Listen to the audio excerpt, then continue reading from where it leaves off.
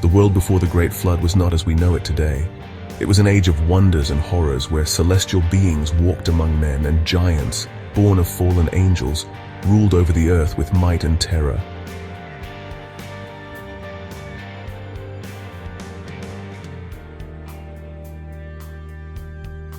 High upon a sacred mountain, where the air shimmered with divine light, Enoch, the righteous scribe, stood in quiet contemplation.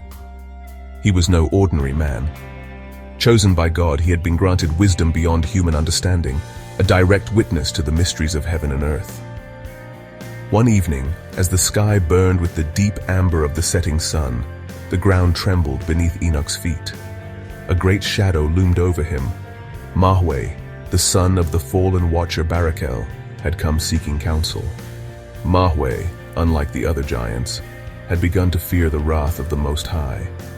He and his kin had dreamed troubling dreams, visions of an impending doom, a celestial reckoning.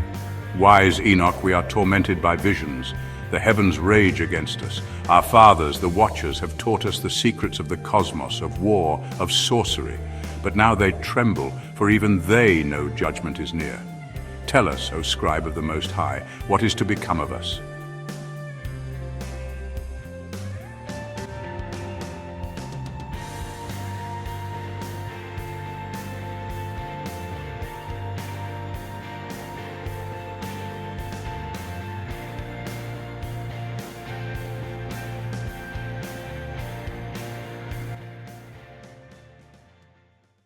Enoch closed his eyes, and the Spirit of the Lord came upon him.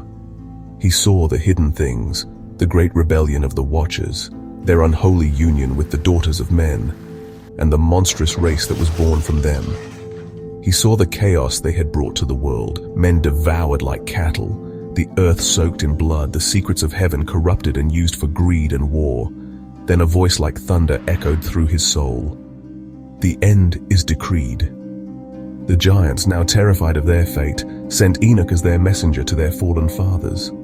Enoch, caught up in the Spirit, was lifted beyond the veil of the world. He beheld the celestial courts, the burning wheels of divine fire, and the endless hosts of angels standing before the throne of the Almighty. Before him stood the Watchers, their once glorious forms now dimmed with the stain of rebellion. They pleaded for mercy, begging him to intercede before God on their behalf. But Enoch shook his head. "Your sins are written in the book of heaven," he said, his voice unwavering. "There is no forgiveness for what you have done." And then the sentence was given. The Watchers would be bound in chains and cast into the abyss, held until the final judgment. The giants, their offspring, would be wiped from the face of the earth by the coming deluge. With this decree, Enoch was returned to the world of men.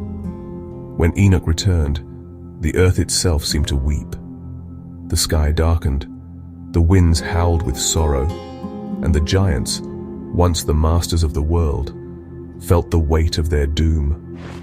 Some raged against the heavens, challenging the decree, raising their mighty fists against the sky.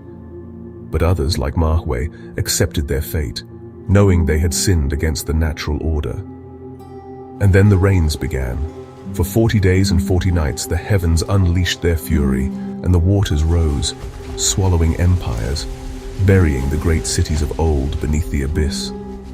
The last of the giants fell beneath the waves, their voices lost to the judgment of the Most High. But Enoch did not perish. For his faith and righteousness, he was taken up into heaven, spared from death, to dwell among the angels.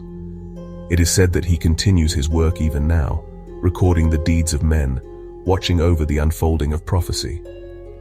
The Book of the Giants, though largely lost to history, remains a whisper from the ancient past, a testament to the days when angels walked among men and the earth trembled under the weight of giants. And so the cycle of history turns, waiting for the day when all will be revealed once more.